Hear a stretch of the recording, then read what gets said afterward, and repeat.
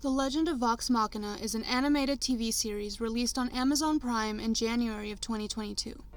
The series has an interesting origin, especially regarding adaptation. The story begins all the way back in 2012, when a group of nerdy voice actors got together for a birthday party and played a game of Dungeons & Dragons. Play Dungeons & Dragons.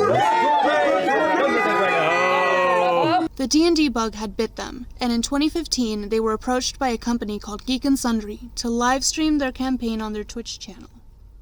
Their show quickly gained popularity, and in 2017, after the end of their first campaign, they began a series of comic books detailing the origins of their D&D characters. Despite the story of Vox Machina concluding, and the cast moving on to a new campaign with new characters, the love for the story and characters only grew, and in March of 2019, the cast of Critical Role released a Kickstarter campaign asking for $750,000 for the creation of one animated episode of a pre-streamed story of the Vox Machina campaign. They reached their goal in 40 minutes, and by the end of the 45-day Kickstarter, they had amassed over $11.3 million, all donated by their fans, the Critters. With a grand total of 373 hours of live-stream gameplay, plus the 3 years' worth of pre-stream character growth and a series of 6 comic books, the crew had a huge task ahead of them to somehow faithfully adapt the story into 12 25-minute episodes. What does it mean to adapt faithfully?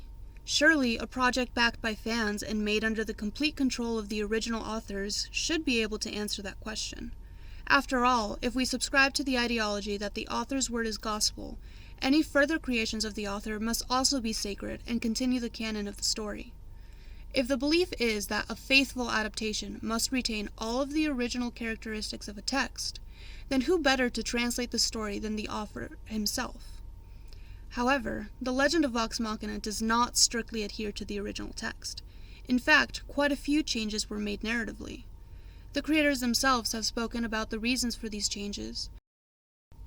When playing out the story live, fate is as much an author as man.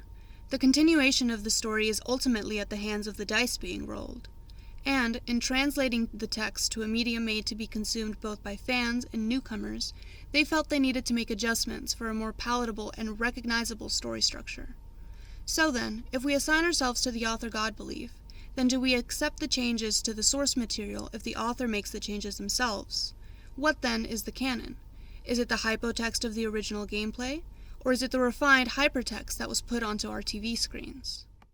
The cast of Critical Role has stated that their goal in creating this transmedia project was to deliver a faithful adaptation that brings beloved characters to life for old fans and brings their story to a more accessible medium to hopefully win over new fans.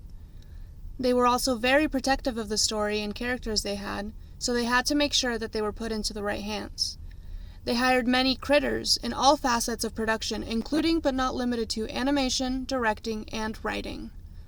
There is even a character called the Tavern Keeper, a character created entirely by fans of the show via a live stream character creation where fans could suggest and vote on traits and characteristics for a character that was to appear on the show. However, in doing this, they may have accidentally caused their own death as authors. If fans have so much control over the narrative of the story, the strength of the characters, and even over character creation, could they too be considered authors? If then, the audience can be considered an author, what does that make the cast? The show was a hit with 100% on Rotten Tomatoes and a 94% audience score, with praise from both old fans and new. This success should indicate that Critical Role made the perfect adaptation, one that pleased the vast majority of its audience. In this case, to faithfully adapt means to pass down godhood to the worshippers of the text.